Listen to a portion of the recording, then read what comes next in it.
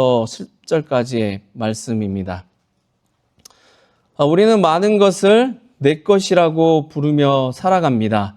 내 집, 내 시간, 내 돈, 내 자녀, 내 계획, 내 인생이라고 말합니다.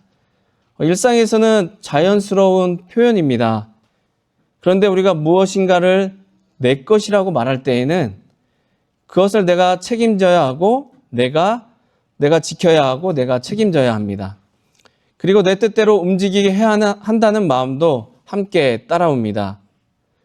그래서 계획대로 될 때에는 마음이 편안합니다. 앞으로의 일을 어느 정도 예상할 수 있고 내가 상황을 붙들고 있다고 느끼기 때문입니다. 그러나 내 힘으로 어찌할 수 없는 일이 생기면 마음은 갑자기 흔들리기 시작합니다. 오랫동안 준비한 일이 예상과 다르게 흘러갈 때, 가족의 문제를 내 뜻대로 해결할 수 없을 때, 아무리 애써도 앞으로의 길이 보이지 않을 때 우리는 단지 문제가 생겨서 불안한 것만은 아닙니다. 내가 내 삶을 붙들고 있다고 생각했는데 사실은 내 힘으로 붙들 수 없는 것이 너무 많다는 현실과 마주하기 때문에 불안합니다. 그렇다면 성도 여러분, 우리가 붙들고 있다고 생각하는 이 삶은 정말 누구의 것입니까? 내가 놓으면 모든 것이 무너지는 것입니까? 아니면 내가 보지 못하는 순간에도 이 세상과 우리의 삶을 붙들고 계시는 분이 있습니까? 오늘 시편 24편은 바로 그 질문 앞에서 시작합니다. 그리고 이 시편은 세상이 누구의 것인지, 누가 거룩하신 하나님 앞에 설 수 있는지, 마침내 어떤 왕이 우리에게 들어오시는지를 보여줍니다. 1절을 보겠습니다.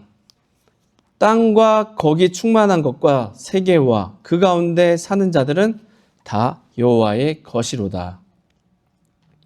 시편 24편은 시작부터 아주 분명한 사실 하나를 선언합니다. 우리가 살아가는 이 세상이 누구의 것인가 하는 것입니다. 시편의 대답은 분명합니다. 이 세상과 그 안의 모든 것은 다 여호와의 것입니다. 땅도 하나님의 것이고 그 안에 있는 모든 것도 하나님의 것입니다. 그 가운데 살아가는 모든 사람도 하나님의 것입니다. 이 말씀은 교회 안에서만 적용되는 말이 아닙니다.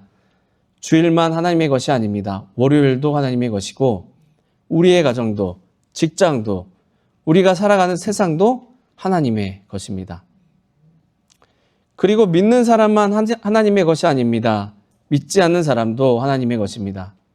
왕도 하나님의 것이고 백성도 하나님의 것입니다. 그리고 사람이 하나님을 인정하든 인정하지 않든 그 소유권은 바뀌지 않습니다. 왜 그렇습니까? 2절을 보겠습니다. 2절에서 여호와께서 그 터를 바다 위에 세우시며 강들 위에 건설하셨도다. 2절은 왜 세상이 하나님의 것인지를 설명합니다. 하나님께서 세우셨기 때문입니다. 세상이 스스로 생겨난 것이 아니라 하나님께서 존재하게 하셨기 때문에 세상은 하나님의 것입니다. 그리고 이 사실은 우리의 삶에도 그대로 이어집니다. 우리는 집을 내 집이라 하고 돈을 내가 벌었다 하고 자녀를 내 자녀라고 부릅니다. 하지만 그 모든 것의 시작까지 우리가 만든 것은 아닙니다. 집을 이루는 재료도, 일할 수 있는 몸과 시간도, 자녀의 생명도 우리 손에서 시작되지 않았습니다. 그러니까 우리가 내 것이라고 부르는 것들은 사실 내가 처음부터 만들어 가진 것이 아닙니다. 먼저 하나님께로부터 받은 것들입니다. 우리의 소유는 처음부터 받은 소유입니다. 그러나 하나님의 소유는 다릅니다. 하나님은 이미 존재하던 세상을 나중에 차지하신 분이 아닙니다. 누군가에서 빼앗아 주인이 되신 것도 아닙니다. 세상이 존재하는 이유가 바로 하나님이십니다. 하나님께서 세우셨기 때문에 세상은 하나님의 것입니다. 이것이 시편 24편이 말하는 하나님의 주권입니다. 하나님의 주권은 하나님이 무엇이든 하실 수 있다는 능력만을 말하지 않습니다. 하나님은 세상의 시작이시고 세상의 주인이시며 세상이 어디를 향해 가는지를 결정하시는 분입니다. 그런데 성도 여러분, 우리는 이 관계를 자주 거꾸로 생각합니다. 내 인생과 내 계획이 먼저 있고 하나님은 그것을 도와주시는 분이라고 생각합니다. 그래서 기도합니다. 하나님, 제 계획이 잘 되게 해주십시오. 제가 가진 것을 지켜주십시오. 물론 이 기도가 잘못이라는 말은 아닙니다. 그러나 그 기도 깊은 곳에는 나도 모르게 이런 생각이 숨어 있을 수 있습니다. 내 인생은 내 것이고 하나님은 그것을 도와주시는 분이다. 하지만 시편 24편은 그 생각을 완전히 뒤집습니다. 하나님이 우리 인생 안으로 들어오시는 것이 아닙니다. 우리가 처음부터 하나님의 세상 안에서 살아갑니다. 내 삶은 처음부터 하나님의 것이었습니다. 그런데 왜 우리는 이 사실을 알면서도 내 시간과 내 삶과 내가 사랑하는 사람을 내 손 안에 꼭 쥐려고 할까요? 왜 내가 가진 것을 잃을 것 같으면 내 존재가 전체가 흔들리는 것처럼 두려워할까요? 단지 그것을 사랑하기 때문만은 아닙니다. 그것을 쥐고 있어야 안전하다고 믿기 때문입니다. 사람은 통제할 수 있을 때 안심합니다. 왜냐하면 앞으로 일어날 일을 내가 어느 정도 관리할 수 있다고 생각하기 때문이죠. 그런데 내 힘으로 어찌할 수 없는 일을 만나면 나는 미래를 통제할 수 없다는 사실과 마주하게 됩니다. 앞으로 무슨 일이 일어날지 모르고 그 일이 실제로 일어났을 때 내가 감당할 수 없는 경우가 많습니다.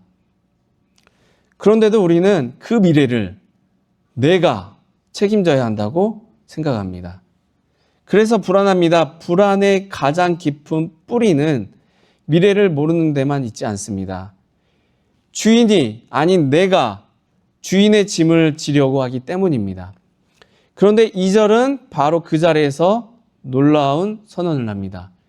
여호와께서 그 터를 바다 위에 세우셨다. 성경에서 바다는 혼돈과 불안을 떠올리게 합니다. 사람이 다스릴 수 없는 힘입니다. 예측할 수도 없고 통제할 수도 없는 세계입니다. 그런데 시편은 그 바다를 보면서도 두려워하지 않습니다. 왜 그렇습니까? 바다가 또 하나의 주인이 아니기 때문입니다. 혼돈은 존재합니다. 그러나 혼돈이 세상을 다스리는 것은 아닙니다. 사람에게는 감당할 수 없는 일처럼 보여도 그 일도 여전히 하나님의 통치 아래에 있습니다. 하나님은 혼돈과 힘겨루기를 하시다가 간신히 세상을 붙들고 계신 분이 아닙니다. 바다조차 하나님의 피조물입니다. 그러므로 세상이 바다 위에 있다는 말은 세상의 기초가 불안하다는 뜻이 아닙니다. 사람에게 가장 위협적으로 보이는 것조차 하나님의 통치 밖에 있지 않다는 선언입니다. 우리의 삶에도 바다 같은 날이 찾아옵니다. 갑자기 계획이 무너질 수 있습니다. 오랫동안 준비한 일이 한순간에 흔들릴 수도 있습니다. 내가 사랑하는 사람의 미래를 더 이상 내 뜻대로 이끌 수 없다고 느끼는 순간도 있습니다. 시편은 그런 날이 오지 않는다고 말하지 않습니다. 그러나 분명히 말합니다. 혼돈은 존재할 수 있지만 혼돈이 이 세상의 주인은 아닙니다. 우리 눈에는 모든 것이 흔들리는 것처럼 보여도 세상의 기초는 여전히 하나님의 손에 있습니다. 성도 여러분, 이 말씀은 우리를 낮춥니다. 나는 주인이 아닙니다. 그러나 바로 그 사실이 우리를 자유롭게 합니다. 내가 주인이 아니기 때문에 내가 세상을 짊어질 필요도 없습니다. 가족의 미래를 내가 완성해야 하는 것도 아닙니다. 모든 결과를 내가 책임져야 하는 것도 아닙니다. 내가 손을 놓으면 모든 것이 무너질 것 같지만 사실 내가 세상을 지고 있었기 때문에 세상이 서 있었던 적은 단 한 번도 없습니다. 내가 잠든 밤에도 하나님은 세상을 다스리고 계셨습니다. 내가 길을 알지 못할 때에도 하나님은 길을 잃지 않으셨습니다. 우리가 세상을 붙들고 있는 것이 아닙니다. 하나님께서 세상을 붙들고 계십니다. 여러분의 삶도, 여러분이 사랑하는 사람도, 여러분이 염려하는 미래도 처음부터 하나님의 것입니다.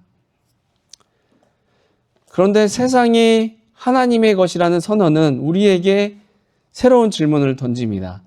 만일 이 세상이 하나님의 것이고 우리도 하나님의 것이라면 누가 그 거룩하신 하나님 앞에 설 수 있습니까? 이제 3절을 보겠습니다. 여호와의 산에 오를 자가 누구며 그의 거룩한 곳에 설 자가 누구인가? 1절과 2절에서 시편은 세상이 누구의 것인지를 보여주었습니다. 땅도 하나님의 것이고 그 안에 살아가는 것도 사람도 다 하나님의 것입니다. 그렇다면 이제 한 가지 질문이 생깁니다. 세상이 하나님의 것이라면 누가 그 거룩하신 하나님 앞에 설 수 있습니까? 여호와의 산은 단순히 높은 산이 아닙니다. 하나님께서 임재하시고 그 백성이 하나님 앞에 나아가 예배하는 자리입니다. 그러니까 이 질문은 누가 예루살렘의 산에 오를 수 있느냐가 아니라 누가 거룩하신 하나님 앞에 설 수 있느냐는 질문입니다. 4절을 보겠습니다. 곧 손이 깨끗하며 마음이 청결하며 뜻을 허탄한 데에 두지 아니하며 거짓 맹세하지 아니하는 자로다.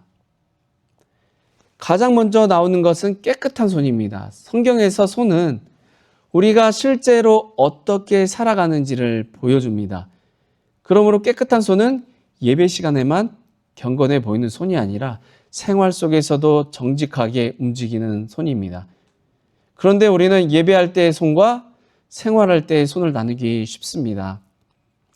교회에서는 따뜻하게 악수하고 기꺼이 다른 사람을 돕습니다. 그러나 집에 돌아가서는 가장 가까운 사람에게 차갑게 손을 거둘 수 있습니다.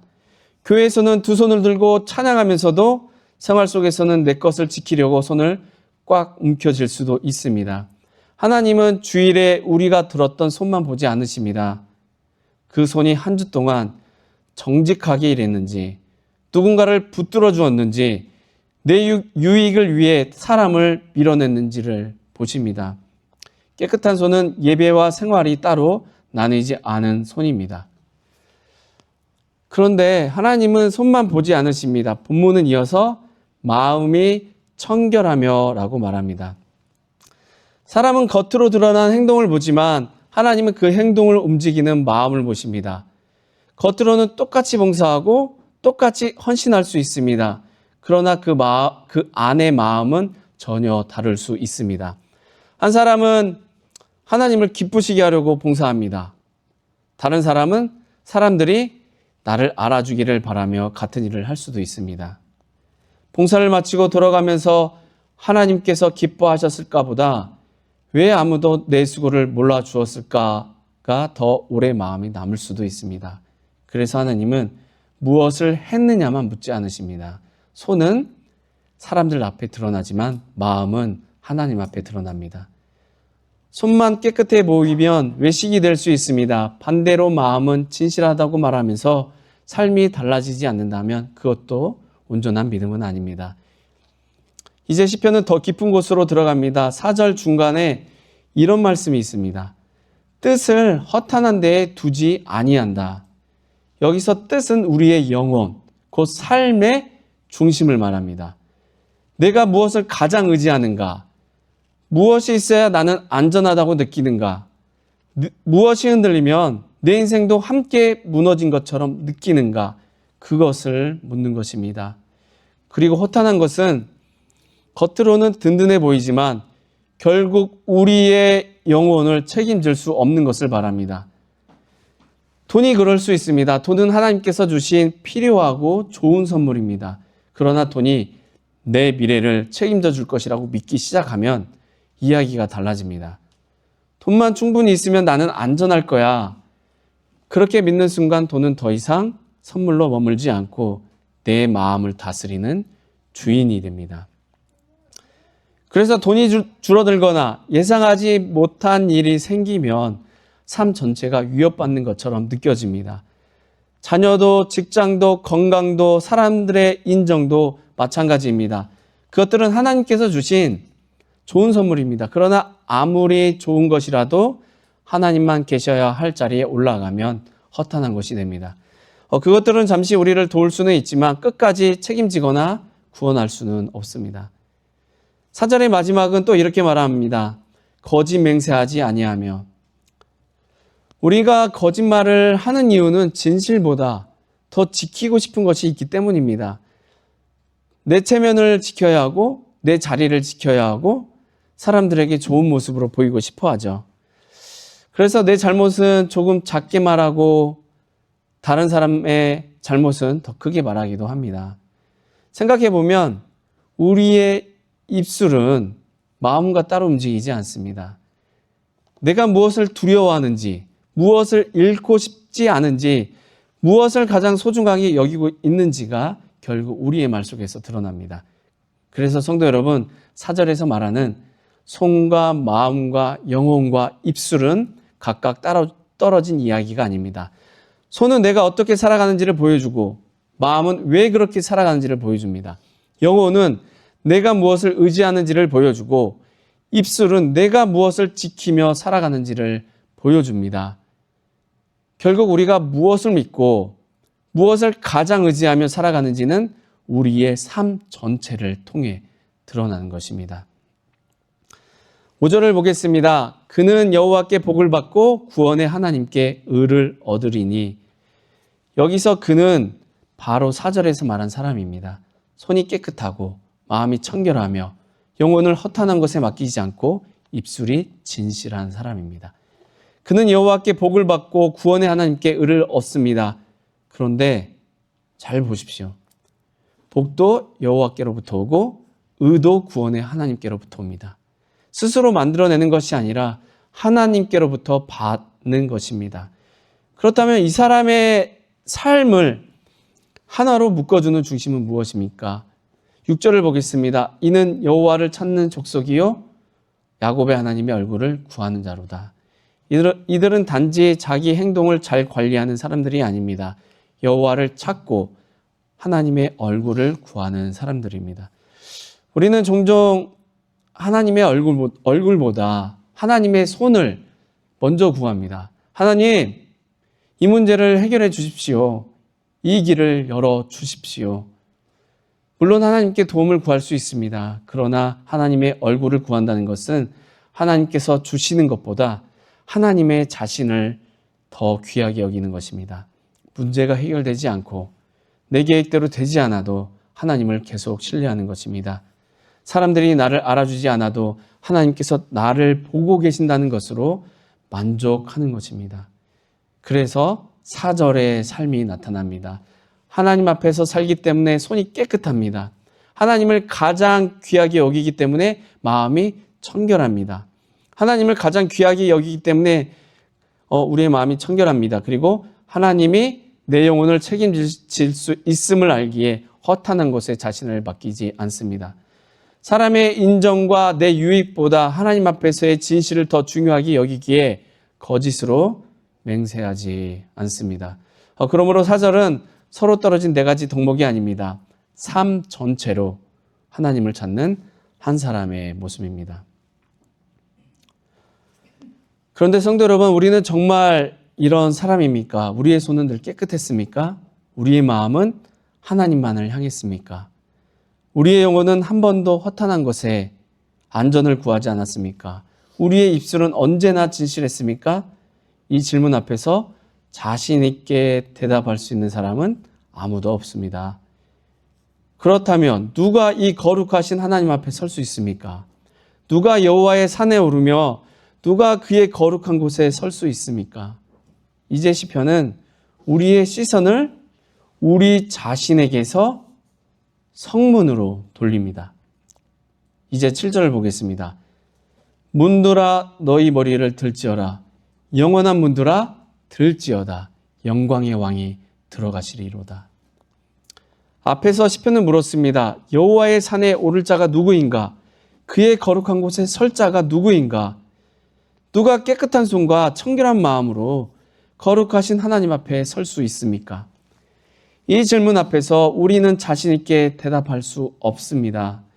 우리의 손은 늘 깨끗하지 않았고 마음도 하나님만을 향하지 않았습니다.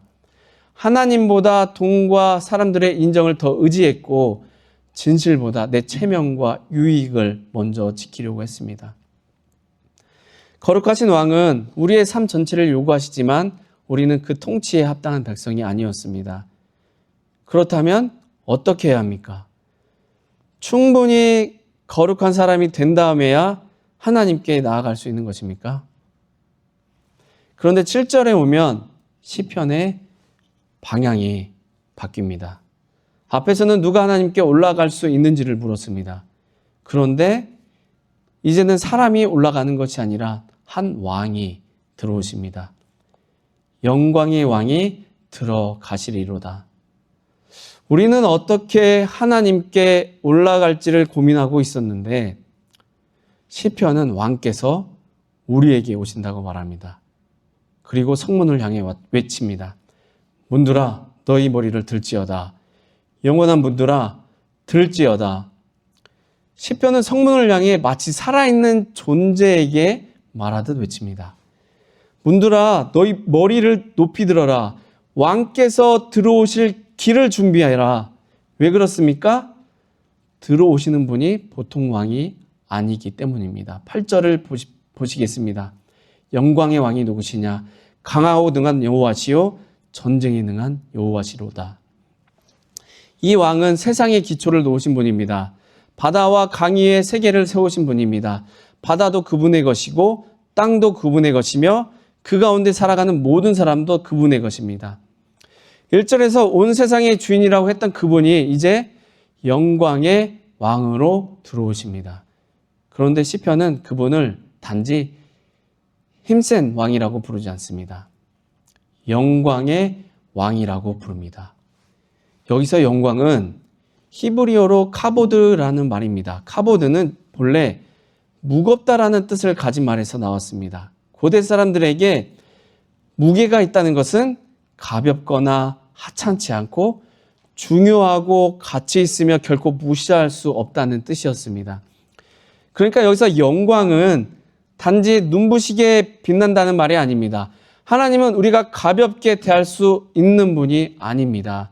필요할 때만 찾고 불편하면 한쪽으로 밀어둘 수 있는 분이 아닙니다. 하나님은 우리 삶에서 가장 크고 가장 중요하고 가장 무거운 분이십니다. 하나님을 영광의 왕이라고 부른다는 것은 그분이 내 삶의 한 부분이 아니라 내 삶 전체의 왕이라는 뜻입니다. 그분의 말씀보다 내 생각이 더 무거울 수 없습니다.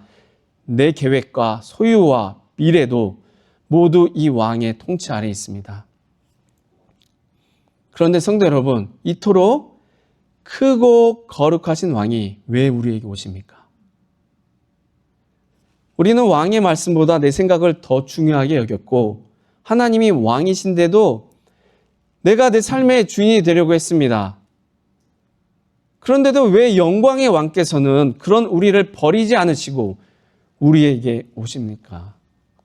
신약에 오면 우리는 이 영광의 왕이 예수 그리스도 안에서 오셨음을 봅니다. 예수님은 군마가 아니라 낮은 나귀를 타고 예루살렘에 들어오셨습니다. 세상의 왕들은 자기 왕자를 지키기 위해 백성을 희생합니다. 그러나 영광의 왕은 자기 백성을 살리기 위해 자신을 내어 주셨습니다.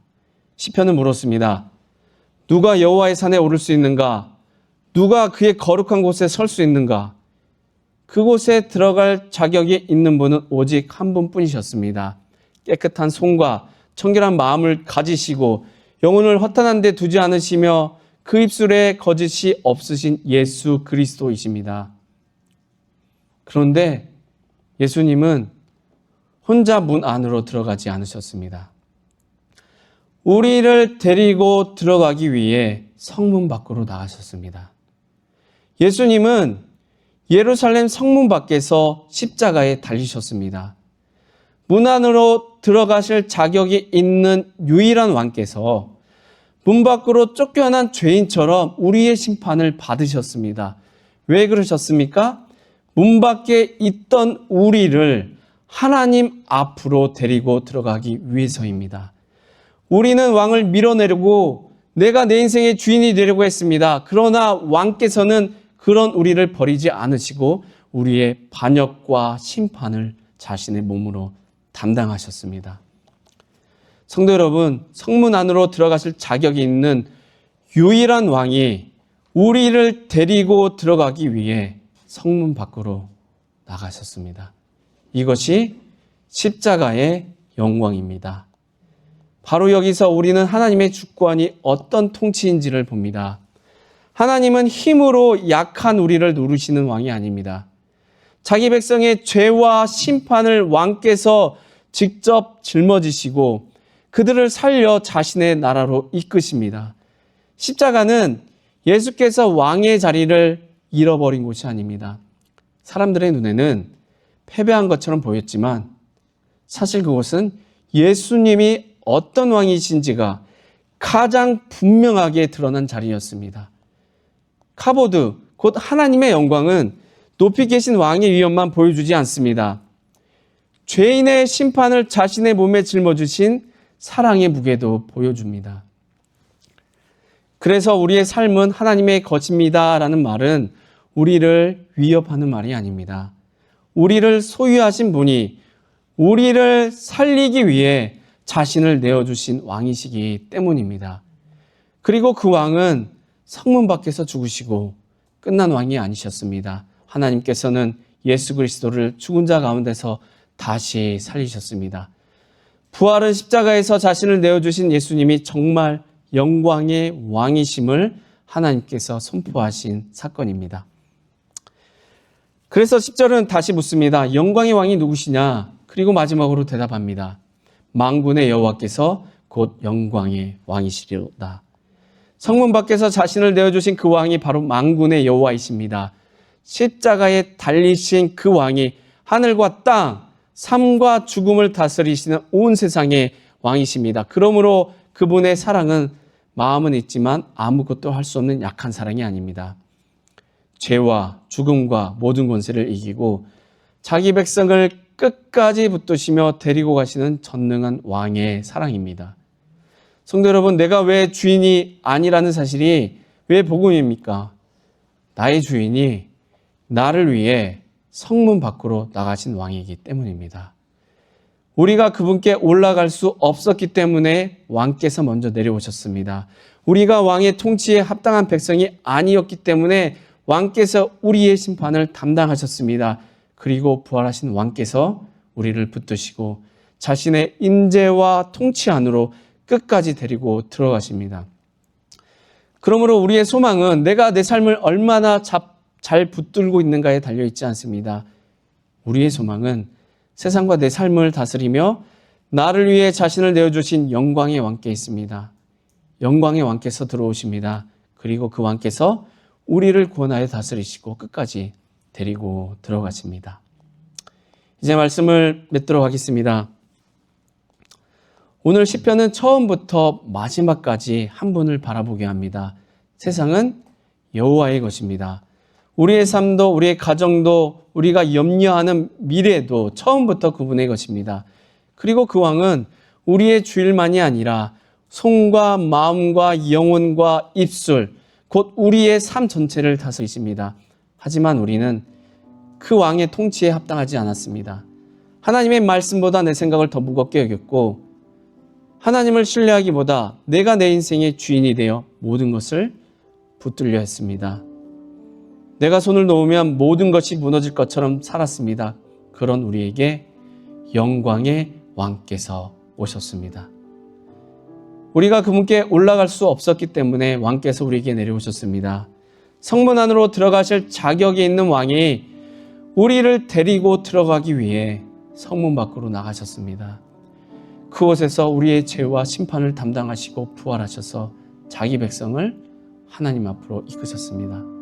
성도 여러분, 내가 주인이 아니라는 사실이 왜 복음입니까? 나의 주인이 나를 위해 성문 밖으로 나가신 왕이기 때문입니다. 우리가 믿는 왕은 멀리서 명령만 내리는 왕이 아닙니다. 자기 영광을 위해 백성을 희생하는 왕이 아니라 자기 백성을 살리기 위해 자신을 내어주신 왕이십니다. 그러므로 내 삶은 하나님의 것입니다 라는 말은 우리를 위협하는 말이 아닙니다. 우리를 소유하신 분이 우리를 위해 자신을 내어주신 영광의 왕이시기 때문입니다. 그러므로 이제 내가 모든 것을 책임져야 한다는 주인의 짐을 내려놓으십시오. 내 계획이 흔들리고 가족의 미래가 내 뜻대로 되지 않고 앞으로의 길이 보이지 않을 때에도 두려움에 눌리지 마십시오. 나는 세상의 주인이 아니기 때문에 모든 것을 통제할 수 없습니다. 그러나 세상의 주인이 없는 것은 아닙니다. 내가 잠든 밤에도 왕께서는 세상을 다스리십니다. 내가 길을 알지 못할 때에도 왕께서는 길을 잃지 않으십니다. 우리가 세상을 붙들고 있는 것이 아니라 영광의 왕께서 우리와 세상을 붙들고 계십니다. 그리고 그 손은 우리를 위해 십자가에 못 박히신 손입니다.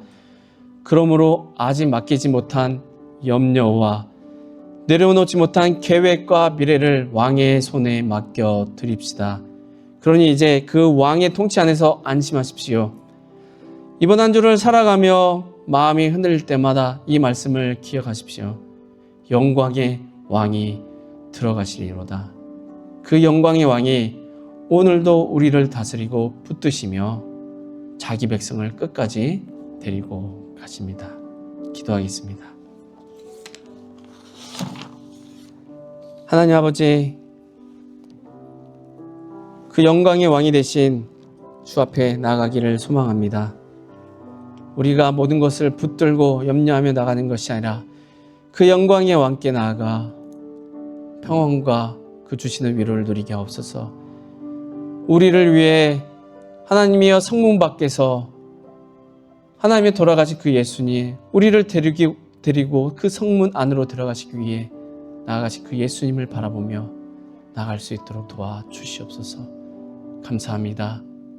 예수님의 이름으로 기도했습니다. 아멘. 우리 이 시간 함께 찬양하겠습니다. 그 크신 하나님의 사랑.